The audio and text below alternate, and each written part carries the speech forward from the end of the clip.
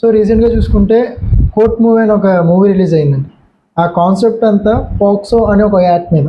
ఆ POCSO act అనేది ఏంటంటే బిలో 18 ఇయర్స్ ఉన్న అమ్మాయిని లవ్ చేస్తే వచ్చే ప్రాబ్లమ్స్ గురించి, స్ట్రగుల్స్ గురించి ఎక్స్ప్లెయిన్ చేస్తూ ఆ మూవీ తీసారు. Is it right are wrong ఆ పాక్సో యాక్ట్ అనేది?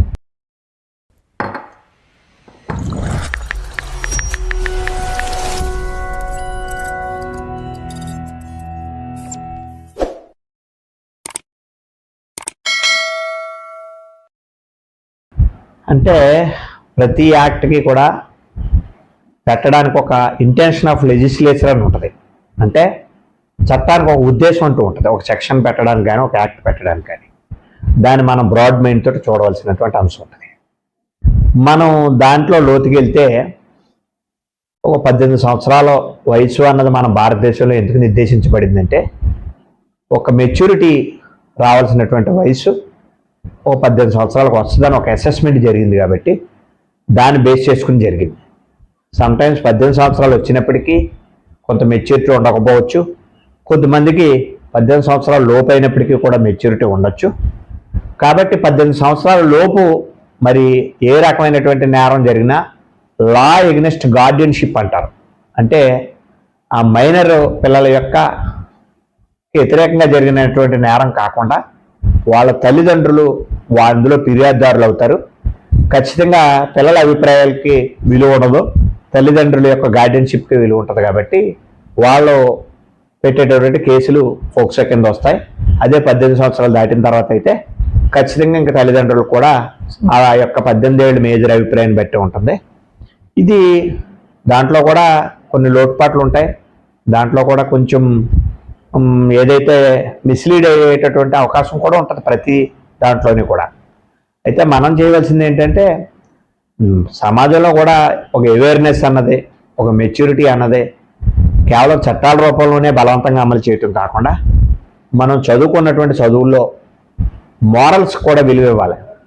అంటే విలువ లేనటువంటి చదువు వ్యర్థమని నా అభిప్రాయం.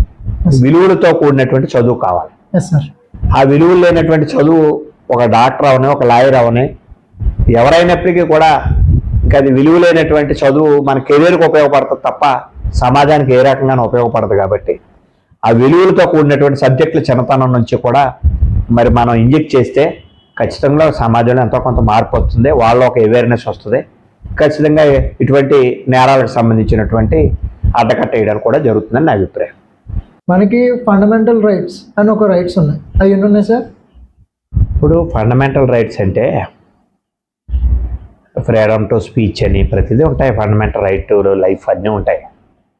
అయితే ప్రతి ఒక్కరూ సమాజంలో మనం ఆలోచించేది ఏంటంటే రైట్స్ గురించి ఆలోచిస్తాం. రైట్స్ డ్యూటీస్ కోరిలేటివ్స్ అంటారు. అంటే రెండింటికి అవినాభావ సంబంధం.